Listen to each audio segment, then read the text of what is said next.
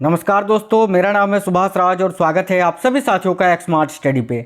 तो साथियों, आज की इस क्लास में भारतीय संविधान के टॉप 40 मल्टीपल चॉइस क्वेश्चंस को देखेंगे और ये क्वेश्चंस अब तक 100 से भी ज़्यादा बार रिपीट हो चुके हैं विभिन्न प्रकार के परीक्षाओं में।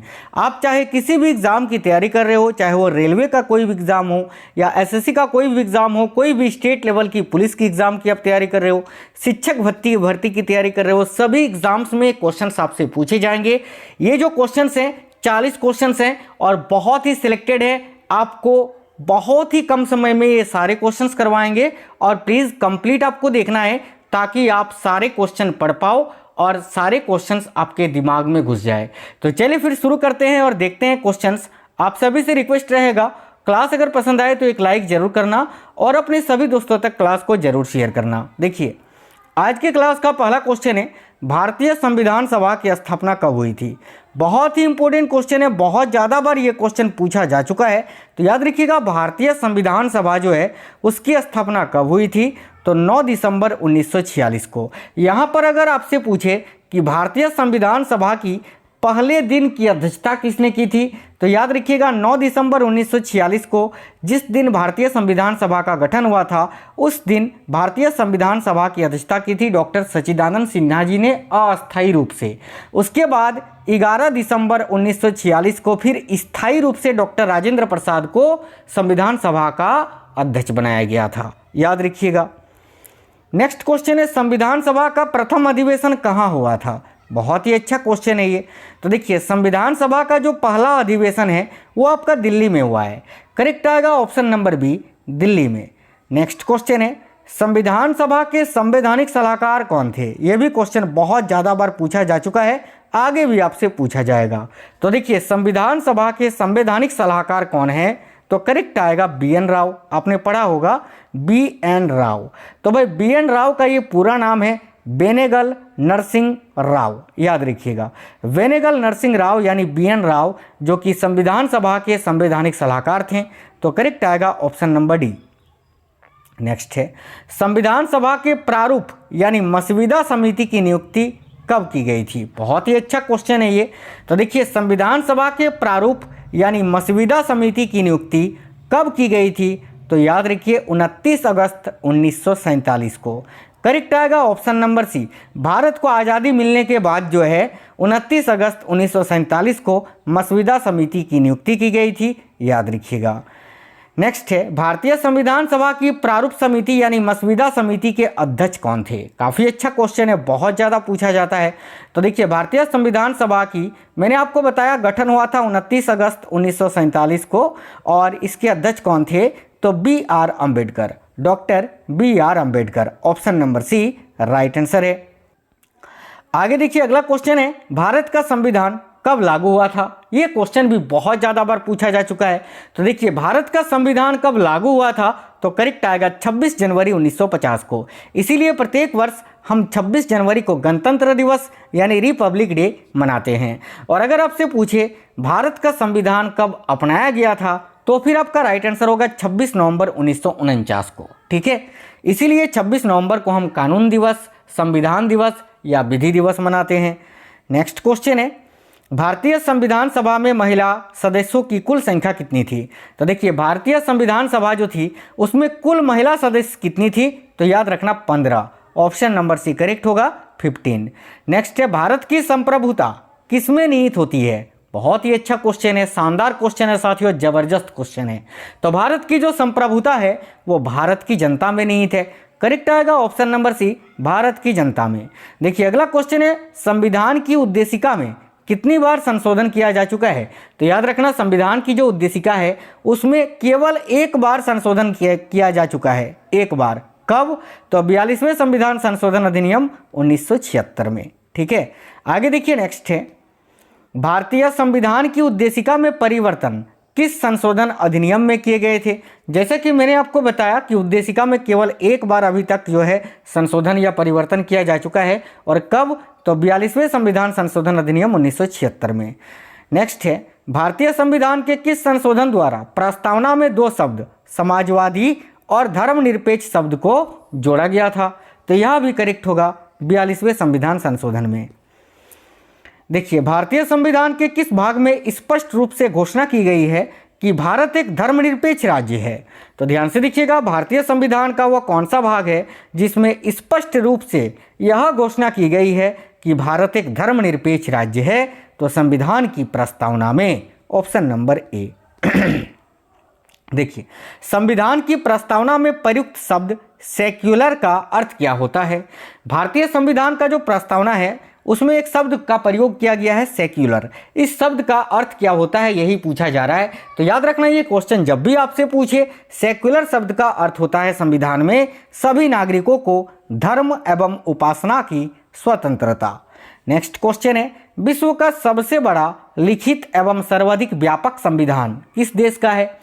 तो विश्व का सबसे बड़ा लिखित एवं सर्वाधिक व्यापक संविधान जो है वो भारत का है, ऑप्शन नंबर डी, भारत।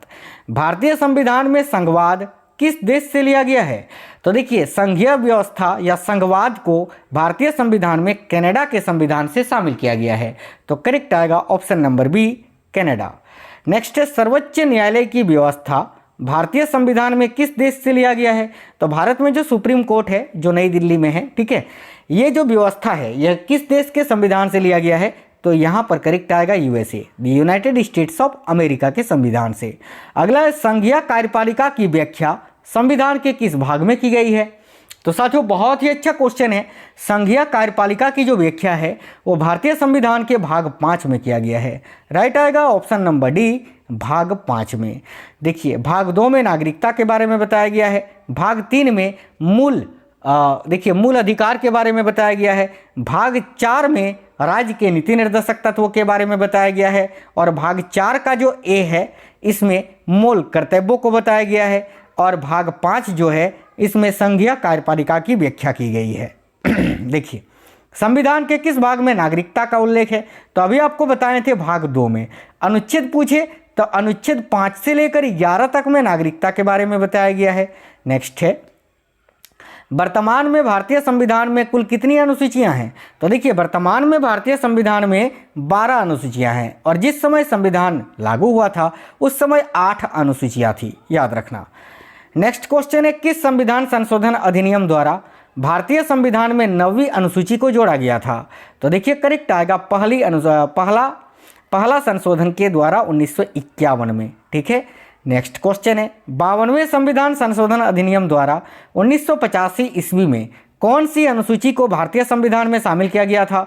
तो देखिए, 52वें संविधान संशोधन 1985 की बात करें तो इसमें 10वीं अनुसूची को भारतीय संविधान में शामिल किया गया था, जो कि दल बदल विरोध कानून से संबंधित है, दल बदल विरोध कानून से, ठीक है। आगे देखिए, भारत के संविधान का निम्न में से कौन सा अनुच्छेद अपृष्ठता उन्मूलन करता है तथा किसी भी रूप से इसके आचरण का निषेध करता है? तो इसका राइट आंसर आएगा ऑप्शन नंबर सी, अनुच्छेद 17 में। अनुच्छेद 17 में अपृष्ठता का अंत किया गया है, अपृष्ठता यानी छुआछूत, और अनुच्छेद 18 में उपाधियों का अंत किया गया है, ये भी याद रखना। भारतीय संविधान के किस अनुच्छेद के अंतर्गत भाषण एवं अभिव्यक्ति की स्वतंत्रता के अधिकार की गारंटी दी गई है? तो देखिए, करेक्ट आएगा ऑप्शन नंबर डी, अनुच्छेद 19 में। देखिए, अनुच्छेद 19 में कुल 6 प्रकार की स्वतंत्रता के बारे में बताया गया है, याद रखना। जैसे कि अनुच्छेद 19 का जो खंड 1 है इसमें प्रेस की स्वतंत्रता बताई गई है। इसी प्रकार से कुल 6 स्वतंत्रताओं को बताया गया है अनुच्छेद 19 में। जैसे कि देखो, ये क्वेश्चन आ गया, भारतीय संविधान के किस अनुच्छेद में प्रेस की स्वतंत्रता दी गई है? तो केवल अगर आपको कभी भी ये क्वेश्चन पूछे अनुच्छेद 19 दिखे तो उसको क्लिक करना है, और अगर अनुच्छेद 19 का 1, 2, 3 ऐसा करके ऑप्शन दिया हुआ रहे तो अनुच्छेद 19 का 1 आपको चुनना है, ठीक है।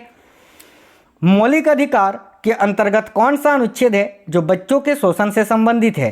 तो भाई, मौलिक अधिकार के अंतर्गत कौन सा अनुच्छेद है जो बच्चों के शोषण से संबंधित है? तो अनुच्छेद 24।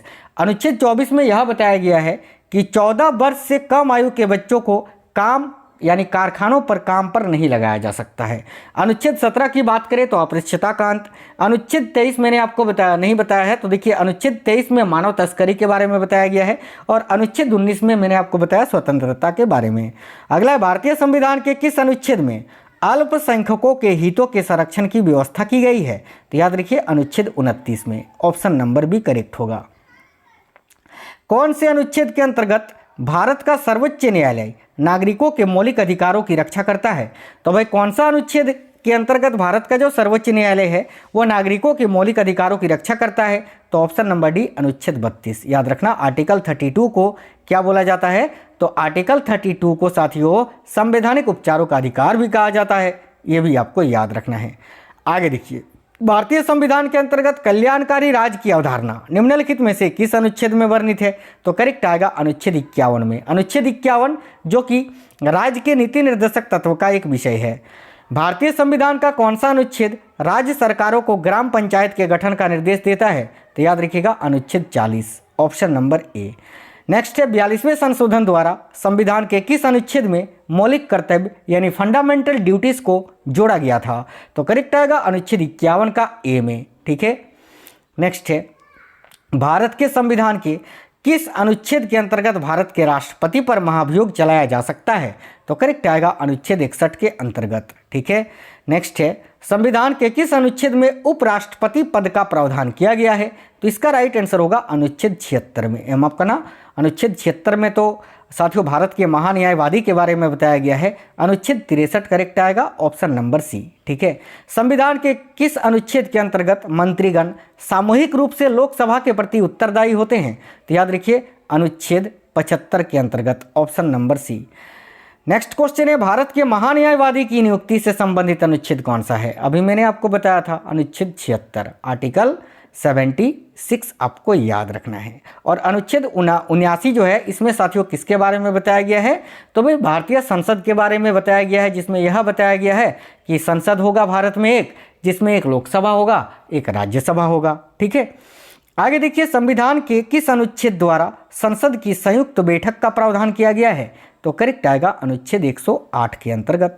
नेक्स्ट है संविधान के किस अनुच्छेद में धन विधेयक की परिभाषा दी गई है?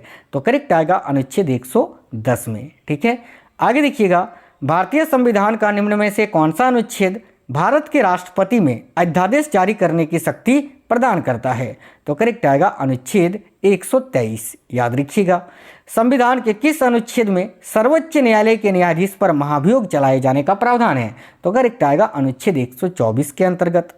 अगला क्वेश्चन है राष्ट्रपति सर्वोच्च न्यायालय से संविधान के किस अनुच्छेद के अंतर्गत परामर्श ले सकता है? तो देखिए राष्ट्रपति सर्वोच्च न्यायालय से संविधान के अनुच्छेद 143 के अंतर्गत परामर्श ले सकता है, ऑप्शन नंबर डी करेक्ट होगा। नेक्स्ट है संविधान के किस अनुच्छेद के अंतर्गत केंद्र सरकार राज्य सरकारों को निर्देश दे सकती है? तो करेक्ट आएगा अनुच्छेद 256 के अंतर्गत। देखिए अनुच्छेद 356 में राष्ट्रपति शासन के बारे में बताया गया है। अनुच्छेद 263 में अंतर्राज्यीय परिषद के गठन के बारे में बताया गया है। अनुच्छेद 370 जम्मू कश्मीर के एक अलग संविधान से था जो कि समाप्त कर दिया गया है। और अनुच्छेद 256 जो है ये साथियों केंद्र सरकार राज्य सरकारों को निर्देश देता है इसके अंतर्गत। एक क्वेश्चन आपके लिए है, इसका आंसर आपको कमेंट बॉक्स में बताना है कि भारतीय संविधान के किस अनुच्छेद के अंतर्गत वित्त आयोग के गठन का प्रावधान किया गया है? अनुच्छेद 368, अनुच्छेद 370, अनुच्छेद 249 या अनुच्छेद 280? कोई एक आंसर होगा। सभी साथी कमेंट बॉक्स में कमेंट करके आंसर बताएंगे। आपको ये क्वेश्चंस कैसे लगे हैं आप हमें कमेंट बॉक्स में बताना। और अगर क्लास पसंद आया है तो एक लाइक करना और अपने सभी दोस्तों तक शेयर करना। मिलेंगे नेक्स्ट वीडियो में, तब तक बिल्कुल स्वस्थ रहें। जय हिंद साथियों, वंदे मातरम।